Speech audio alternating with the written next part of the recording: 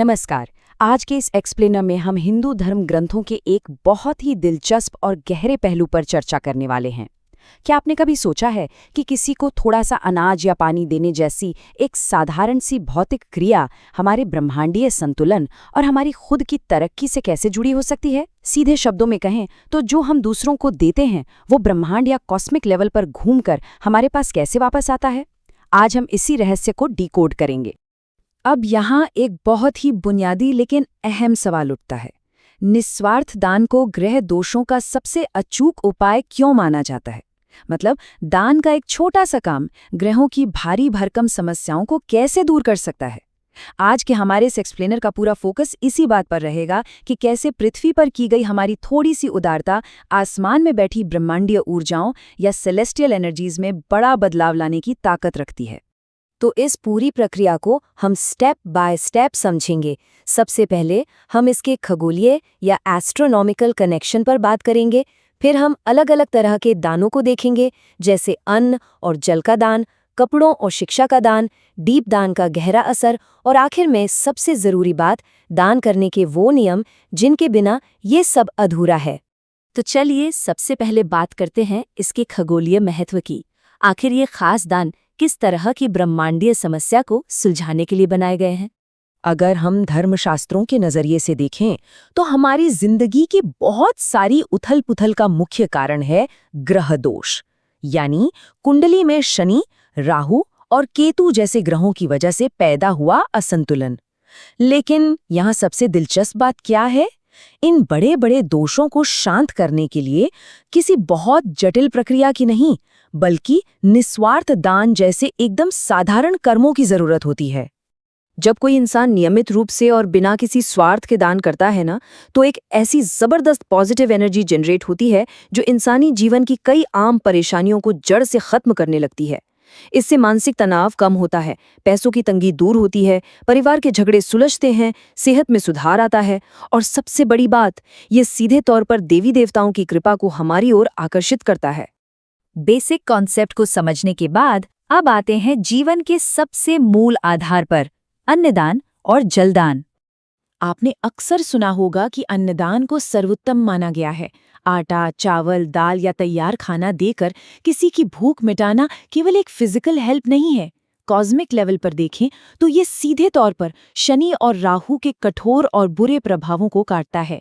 इसके साथ ही ये माता अन्नपूर्णा और भगवान विष्णु को बहुत प्रसन्न करता है, जिसका सीधा सा मतलब है आपके घर में हमेशा सुख, शांति और आर्थिक मजबूती बनी रहेगी। और जलदान, ये तो माइक्रो से मैक्रो लेवल के कनेक्शन का एक परफेक्ट उदाहरण है। जरा सोच कर देखिए, तपती गर्मी में पृथ्वी पर किसी थके हारे राहगीर की प्यास बुझाना असल में आपके एस्ट्रोलॉजिकल चार्ट में सूर्य और चंद्रमा को मजबूत कर रहा होता है। इसके नतीजे में आपका मानसिक तनाव कम होता है, नींद अच्छी आती है, और जो काम न जाने कब से अटके पड़े थे वो अचानक पूरे होने लगते हैं। बेसिक जरूरतों के बाद अब हम बात करते हैं उन दानों की जो दूसरों को सशक्त बनाते हैं और समाज में आपका सम्मान बढ़ाते हैं, यानी वस्त्र और शिक्षा का दान। कपड़ों की बात करें तो खास रंगों जैसे सफेद, पीले या लाल रंग के कपड़ों का दान सीधे तौर पर धन और संरक्षण के देवताओं यानी माता लक्ष्मी और भगवान विष्णु को खुश करने से जुड़ा है। किसी ब्राह्मण या जरूरतमंद को वस्त्र देना सिर्फ उनका तन ढकना नहीं है, यह अपनी जिंदगी में सम्मान, धन और खासकर महिलाओं के लिए सौभाग्य को आमंत्रित करने का एक बेहद शक्तिशाली तरीका है। इसी तरह अगर हम शिक्षा से जुड़ी चुनौतियों की बात करें तो छात्रों या सीखने वालों को किताबें, पेन, स्कूल बैग या स्टेशनरी देना एक अचूक उपाय है। भौतिक रूप से आप एक छात्र की मदद कर रहे होते हैं, लेकिन ब्रह्मांडीय स्तर पर ये आपके बुध ग्रह यानी मर्क्यूरी को बहुत स्ट्रॉन्ग कर देता है। और मजबूत बुध का मतलब है तेज बुद्धि, पढ़ाई लिखाई में सफलता और एक उज्जवल भविष्य। अब हम भौतिक वस्तुओं से थोड़ा आगे बढ़ते हैं और दीपदान के बारे में जानते हैं। यह एक ऐसा दान है जो अंधकार को दूर करने का प्रतीक है। शाम के समय किसी मंदिर में घी या तेल का एक साधारण सा दीपक जलाना सुनने में कितना आसान लगता है ना? लेकिन ये एक पावरफुल डबल एक्शन उपाय की तरह काम करता है। एक तरफ ये राहु और केतु की उस छायादार नेगेटिव एनर्जी को दूर भगाता है, तो दूसरी तरफ ये माता लक्ष्मी को प्रसन्न करता है, जिससे जीवन से पैसों की कमी और आर्थिक तंगी दूर होने लगती है। लेकिन रुकिए, अगर आपको लगता है कि सिर्फ वस्तुएं दे देने से काम हो जाएगा, तो ऐसा बिल्कुल नहीं है। मूल ग्रंथ साफ कहते हैं कि सही तरीके के बिना ये वस्तुएं शक्तिहीन हैं। तो आइए दान के सही नियमों को समझते हैं। ये स्टेप बाय स्टेप प्रोसेस बहुत ही क्रूशियल है। सबसे पहली और जरूरी चीज है आपका निस्वार्थ भाव। इसके बाद जो भी चीज आप दान कर रहे हैं वो बिल्कुल साफ और अच्छी क्वालिटी की होनी चाहिए। दान करते समय पवित्र मंत्रों का जाप करना चाहिए। दान हमेशा किसी ब्राह्मण या ऐसे इंसान को दें जिसे वाकई उसकी जरूरत हो। और सबसे जरूरी बात, दान करने के बाद कभी भी उसका दिखावा या अहंकार ना करें। अहंकार आते ही सारे ब्रह्मांडीय लाभ उसी वक्त शून्य हो जाते हैं। अब बात करते हैं मंत्रों की।